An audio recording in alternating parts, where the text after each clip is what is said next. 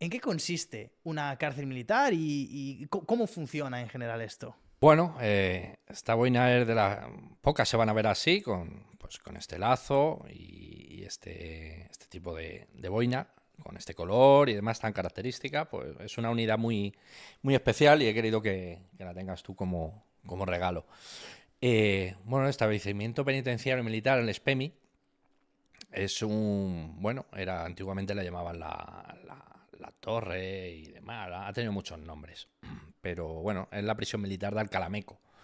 Los que son de Madrid conocen Alcalameco, la prisión civil, bueno, pues esta está al lado, justo al lado, o sea, se les separa 100 metros de campo. De hecho, los escuchabas a los internos, porque allí se les llama internos, a los reclusos o presos, como la gente lo quiera interpretar, a los internos de la prisión civil se les escuchaba pegar voces y demás, o sea, estaba cerca. Y fue un destino bueno, pues por ascenso salió esa vacante y bueno, pues allí que fui con uno que era prácticamente mi binomio, mi compañero, y nos fuimos para allá los dos destinados y un destino bastante peculiar y especial. Yo, si te parece bien, te voy a preguntar a muerte del destino porque no creo que tenga otra oportunidad de encontrar a alguien que haya pasado por ahí. O sea, Complicado. te voy a acribillar, Bueno, vamos a ¿vale? intentarlo. Lo primero es, ¿qué expectativas tenías de este destino antes de escogerlo? Bueno, pues allí siempre te decía, vas allí y te vas a hinchar a hacer guardias. Eso es lo que te dicen, te vas a hinchar a hacer guardias. Porque la primera especialidad allí es policía militar, obviamente. Pero es una policía militar no al uso de la que podamos ver en otros sitios, o a lo mejor vemos por la calle pues un desfile y lo ves con el brazalete de policía militar, que sí, es una unidad de policía militar. Pero la policía militar de establecimiento penitenciario, prisión, es totalmente diferente. O sea, sus funciones son mucho más de policía, más que, más que militar. Y me decían, ¿te vas a hinchar a hacer guardias? Sí, sí, me hinché a hacer guardias. Pero ninguna era igual.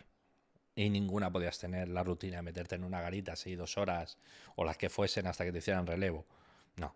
Y ahí sabes que puedes tener una fuga, puedes tener algo, tienes que tener controles para lo que haya de fuera. Allí estás siempre alerta, muy alerta.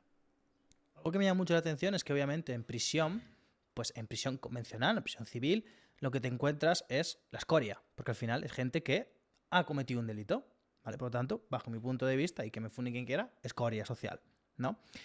¿Qué te encuentras en una prisión militar? Porque es gente que ha cometido un delito, es militar, pero es que esa gente viene de una disciplina, viene tal, se comportaban igual que un recurso civil, o sea, la liaban allí, o eso era distinto. A ver, había de todo. Tenías tanto el que estaba allí porque había entrado y llevaba un año en el ejército y el tío era un prenda y seguía vendiendo droga, como lo hizo en su vida civil, y bueno, pues cumples tu condena. Había gente que llevaba más años y de repente pues se le va la cabeza. Había uno que jugó a la ruleta rusa con sus soldados, pues allí te vas para adentro. No me jodas. Luego tenías pues gente, pues, tráfico de drogas, tenías gente de violencia, y luego teníamos pues los VIP, que lo llamo yo, que era pues el general Galindo y Antonio Tejero. Cuando fue todo el tema del golpe de Estado y Mm, todo esto. sí, Y ya quitando a esa gente, que esa gente al final son autoridades, ¿no? Allí los separan por empleos, o sí, sea, ¿sí? sí. Ahí están separados por empleos. De hecho, a la hora, por ejemplo, cuando tienes que hacer un traslado, pues hacemos traslados. El típico furgón que tú ves de Guardia Civil o de policía, de traslado de interno, nosotros tenemos de policía militar y lo tienes ahí. Es igual, el furgón es igual, mismas características. Y cuando tienes que hacer un traslado, tienes que tener muy en cuenta el empleo de a quien trasladas. O sea, siempre tiene que ir alguien superior o de la misma graduación del que llevas en el traslado. Porque aunque esté privado de vida militar, eres un militar. ¿Vale? Por lo tanto, si ocurre algo o alguna contingencia o lo que sea, tienes que tener a alguien de igual o superior empleo. Claro, porque no toda esa gente va a perder la condición de militar. No, muchos luego siguen. Claro. Sí, Entonces, si por ejemplo hay un sargento, tiene que haber un sargento primero o superior. correcto. Sí, siempre era así. En el traslado siempre tenía que haber uno igual. Hostia. Por eso había de todos los empleos, siempre tenía que haber uno de mínimo 1 o 2 de cada empleo allí en la prisión, o para cuando se organizan los traslados que esté disponible. Cuando es un general o un coronel o lo que sea, tiene que ir el coronel, que digámosle que es el director de la prisión. Tenía que ir. ¿Y esto ocurre? ¿De que haya o sea, generales y coroneles que van presos? Sí, tenemos el general Galindo, general de la Guardia Civil. Estaba allí en la prisión, detenido. Bueno, detenido, estaba preso. Hostia puta, ¿eh? Es que es curioso. Sí. Que se mantengan hasta el tema de los empleos cuando... Sí, tenemos alférez. Había un alférez allí. Yo no tengo problema en contarlo. Ese era un personaje. De vez en cuando te aparecía encima del tejado, desnudo completamente, a liártela. O sea, te liaba cada numerito, que eso era un espectáculo, ese hombre. Y bueno, pues tenías que bajarlo. Tenías que bajar, pues, de cualquier manera. Y ese hombre bajaba. Pero era un alférez. Y da igual, ahí te daba igual, pero a la hora de un traslado no te da igual. ¿Y cómo ves tú a esta gente que es militar y comete algún delito y acaba ahí? Pues que no saben dónde estaban. Yo creo que no supieron valorar dónde estaban y no es que no les supieran inculcar los valores, sino que no quisieron. No quisieron, engañaron al sistema o usaron el sistema, porque también no solo eran militares, y había guardias civiles. Y usaron el sistema para cometer delitos. Muchos también es cierto que bueno, eran delitos involuntarios. O sea, alguno pues había tenido un accidente, pues se había llevado por delante a alguien o había cometido un delito grave, pero bueno, tampoco quería hacerlo, pero lo has cometido. Y bueno, pues ahí estás. ¿Y el trato hacia vosotros, los que estabais destinados allí, por parte de esa gente, cómo era? Bueno, pues había de todo, sinceramente. Había algunos, pues que, sobre todo en el momento de tercer grado, cuando vienen cada día a dormir, se les hace, obviamente, cuando van a entrar a la prisión, hay un control muy férreo de seguridad, tanto para ellos por nosotros, por lo que puedan entrar, registros y demás, para evitar que entren objetos prohibidos. Y bueno, normalmente era muy respetuoso, porque ellos habían vivido eso y sabían lo que era y también sabían que éramos autoridad, que a la mínima se les podía complicar la asistencia. O sea, allí no es como una cárcel civil. Allí tú a mí me la lías como interno y vete preparando que te van a aumentar la pena en poquito tiempo. O sea, en cuanto hagan un informe, te vas al juzgado y directamente te amplían la condena. O sea, allí sabían que no tenían que andar con tonterías. Pero había de todo, obviamente, había de todo. Pero normalmente se comportaban de manera respetuosa. La verdad es que sí, siempre tienes alguno, pero bueno, le educas rápido. ¿Te encontraste a esa persona que tiraba de galones y te decía, tú, cabo, no, a mí que me atienda? Sí, sí, y yo le decía, bueno, pues a mí me pasó, no de galones, incluso de cargo político. Me pasó con unos que fueron ministros, acaban de ser ministros, iban a visitar pues, a General Galindo. Y iban siempre un día específico allí a visitarlo. Y normalmente, pues a mí me tocaba, ese día, pues me tocaba allí de guardia la garita principal, el primer control. Y todo vehículo que pasaba allí hay que registrarlo. Lo registra por dentro, por fuera, por abajo, y a las personas que entran se les identifica y como no estés en la lista no entras. Bueno, pues estas personas, estos ministros, uno de ellos fue de Interior, venían con su coche oficial, su escolta y demás, y bueno, me decían, muy bien, perfecto, usted viene en la lista, tal, identificado perfectamente. Pero cuando le decías que abriese el maletero no te lo abrían. ¿Me abre el maletero, por favor? No lo voy a abrir el maletero, el coche oficial ya lo he revisado yo. ¿Pero lo tengo que revisar yo? No, que no te lo voy a abrir. Pues no pasa. Y así, repetir la misma frase, usted no va a pasar al establecimiento por 10 o 15 veces. Hasta que ya pues se cabrean y hacen la llamada típica. Voy a llamar al coronel. Llámelo usted. Y cuando llaman y la respuesta del coronel es que él ahora mismo es el que manda ahí. Si te dice que si no le enseñas el maletero no vas a pasar, no pasas. Claro, ¿qué hicieron? Lo posible para cambiarse de día de visita cuando no estaba yo.